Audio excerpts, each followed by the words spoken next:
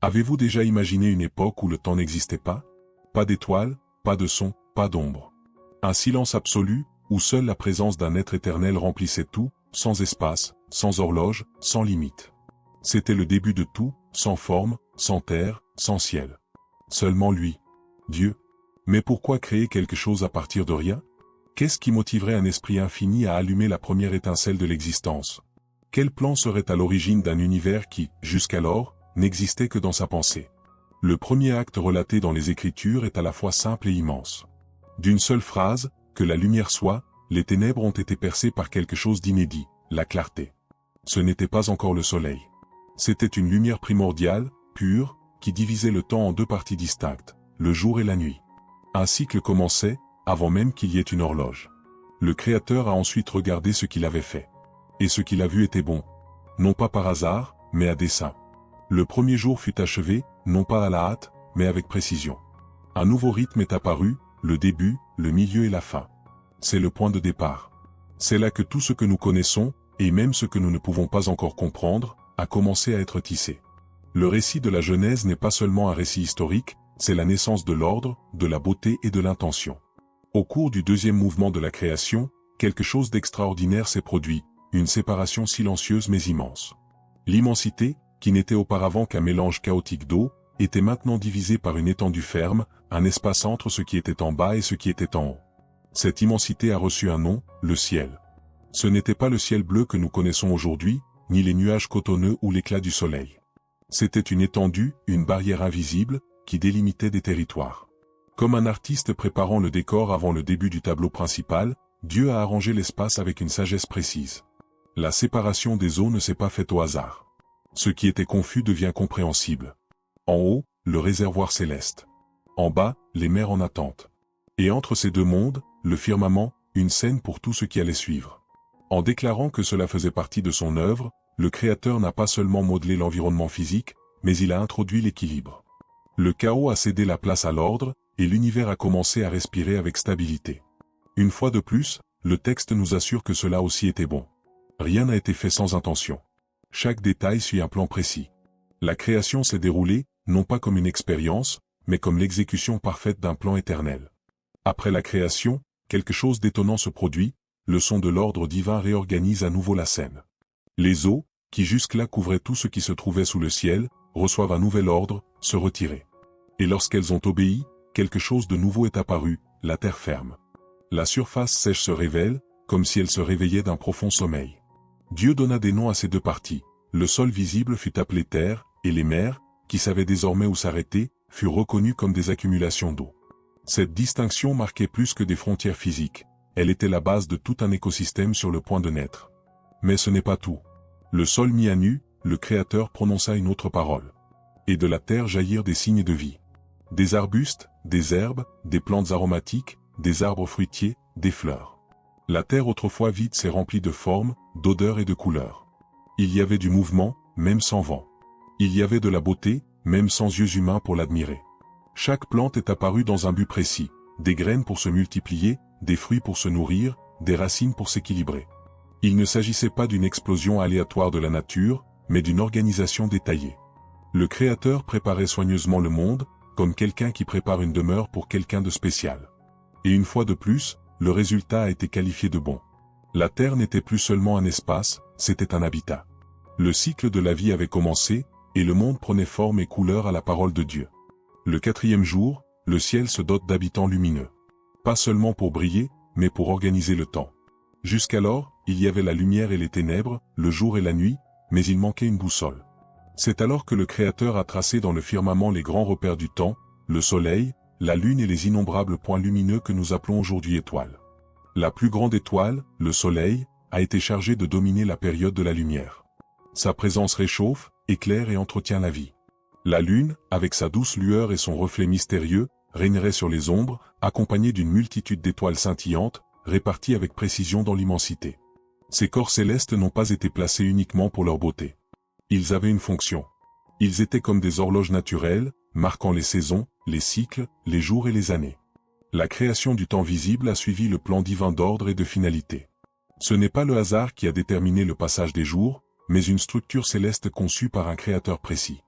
Et c'est là, suspendus très haut, que ces luminaires ont commencé à servir de signe, non seulement pour compter le temps, mais aussi pour rappeler constamment que l'univers était sous contrôle. La plus grande lumière pour le jour, la plus petite pour la nuit, et tous les autres, témoins silencieux de la grandeur de celui qui les a créés. Une fois de plus, tout a été déclaré bon. L'harmonie entre la lumière et les ténèbres n'était pas un conflit, mais une coopération. C'est ainsi que se termina le 4e jour, dans un ciel plein de signes et de significations. Lorsque le 5e jour arriva, la création se mit en marche. Le silence des cieux et le calme des eaux ont été interrompus par quelque chose d'entièrement nouveau, la vie en abondance. Dieu parla à nouveau et des profondeurs surgirent des poissons de toutes sortes, des plus petits aux géants des mers. Des bancs de poissons se sont formés et ont dansé de manière synchronisée dans les eaux nouvellement délimitées. Dans le même temps, des ailes s'envolèrent dans le ciel. Des oiseaux de toute taille et de toute couleur remplissent le ciel, s'élevant légèrement dans les airs. Le bruit des battements d'ailes, le chant des oiseaux et le bouillonnement des mers apportèrent une nouvelle dimension à la création, le son et le mouvement. Rien n'a été créé sans variété. Chaque créature avait sa propre forme, sa propre fonction et sa propre beauté. Les océans devinrent le refuge d'une multitude d'espèces marines, tandis que les cieux devinrent le territoire du vol et de la liberté. Et puis, quelque chose de différent s'est produit, Dieu les a bénis.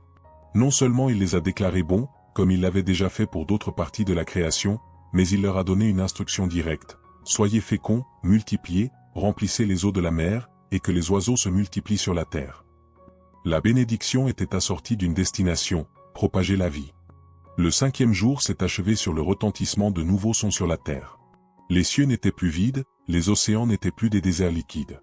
La création était remplie, non seulement de matière, mais aussi de raison d'être, de beauté et de mouvement continu.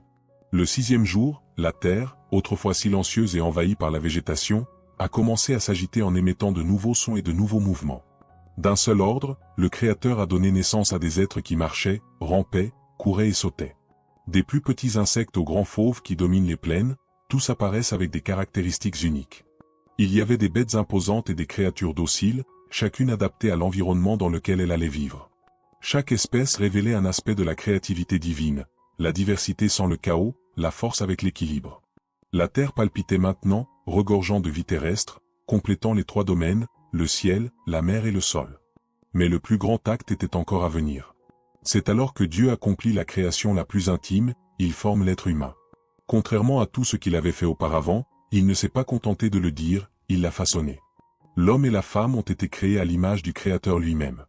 Non seulement physiquement, mais aussi avec une âme, un esprit et la capacité de choisir, de penser, de créer et de ressentir. Adam et Ève n'ont pas été jetés dans le monde au hasard. Ils y ont été placés avec une mission et une dignité.